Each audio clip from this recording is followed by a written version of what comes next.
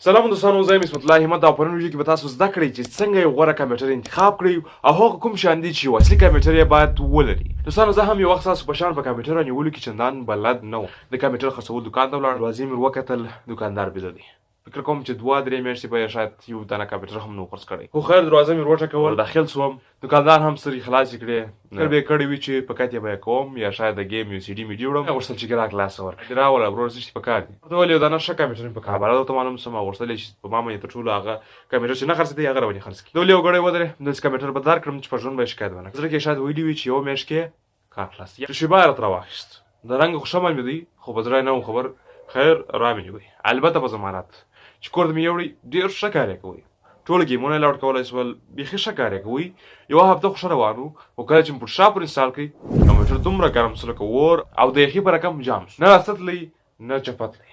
په دا سبا یې بیټرۍ شارټ شوه چې هر څه مې وکړل کمپیوټر نه چلېدلی. او تر ټولو عجبه دا وه چې دوکاندار یوه هفته نه زه پېژندم او نه کمپیوټر پېژندی. خیر کمپیوټر ته مې بله بیټرۍ واخیستل خو د ورځو کې خرابه سوه. اخر مجبور سوم یو بل کمپیوټر واخلم او له دې وارې مې د کمپیوټر انجینر له ځان سره زموږ یو دوست و بېکار و. ما وویل راځه زه کمپیوټر نیسم ته هم راسره ولاړ. انجینر صاحب په کمپیوټر کې دا شیان ولیدل او زما نوی کمپیوټر راته انتخاب کړ چې هغه شیان نن زه تاسو ته په دې ویډیو کې درښایم. دا چې په یو کتابچه کې نوټ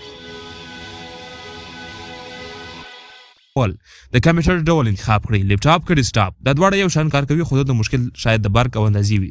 لیپټاپ برق ذخیره کوي او هر ځای ته یې له ځان سره وړلی شي، خو ډیسکټاپ برق نشي ذخیره کولی او هر ځای ته له ځان سره نشي وړلی. څنګه یې رانیسئ؟ انلاین که آفلاین. په فیسبوک او واتساپ کې هم ځینې خلک انلاین محصولات خرڅوي چې زیاتره یې د باور وړ نه دي. درته وایي یو شی او خرڅوي در باندې بل شی. نو کوښښ وکړئ چې هر څه رانیسئ، د اوس لپاره یې له مارکیټونو څخه رانیسئ تر څو چې یو باوري انلاین بازار جوړیږي. دریم، قوي پروسیسر لرونکی کمپیوټر انتخاب کړئ. لکه څنګه چې انسان دماغ ته اړتیا لري، کمپیوټر هم پروسیسر ته اړتیا لري. څومره چې پروسیسر قوي وي او د کورونو شمېر ډېر وي، په هماغه اندازه کمپیوټر قوي او چابک راځي. یا کورای 5 رانیسئ یا هم کورای 7. خو زما کمپیوټر کورای 7 دی، فوټوشاپ او هر ډول ایډیټینګ پروګرام لاډ کولی شي. څلورم، ریم یې باید حداقل 4 GB وي.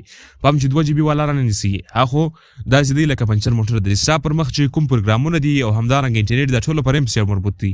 هر څومره چې ریم زیات وي هغومره دا شیان په تیزۍ سره کار کوي. پنځم، حافظه چې هر څومره ډېره وي هغومره ښه ده. کوښښ وکړئ چې ډېرې حافظې والا موبایل رانیسئ. حافظه د کمپیوټر په تیزوالي، ویډیوګانې، عکسونو ذخیره کولو مهم رول لري او که حافظه کمه وي مشکل نشته، هغه بله هم ورلیدلی شي.